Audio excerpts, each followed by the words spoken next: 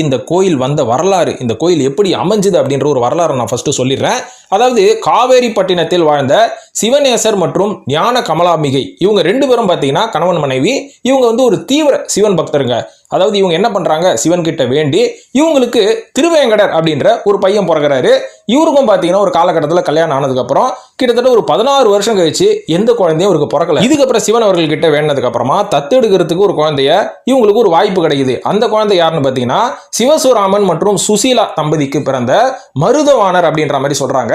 இந்த மருதவாணர் குடும்பமே பார்த்தீங்கன்னா ரொம்ப ஏழ்மையான குடும்பம்ன்றனால இந்த மருதவாணரை அந்த பெற்றோர்களால வளர்க்க முடியலையா. இதனால இந்த குழந்தை யாருக்காவது தத்து கொடுத்துருவோம் அப்படின்னு முடிவு பண்ணி திருவேங்கட தம்பதியருக்கு தத்து கொடுத்துறாங்க. அதுக்கப்புறம் திருவேங்கட தம்பதியர் என்ன பண்றாங்க, மருதவரை வந்து வளர்க்குறாங்க. ரொம்ப தீவிரமா வளர்க்கும் போது ஒரு காலகட்டத்தில் என்ன ஆகுதுன்னு பார்த்தீங்கன்னா, மருதுவர் வீட்டில் ஒரு பாக்ஸை வச்சுட்டு அந்த வீட்டை விட்டு கிளம்பி போயிடுறாரு அவரோட பேரண்ட்ஸை விட்டுட்டு.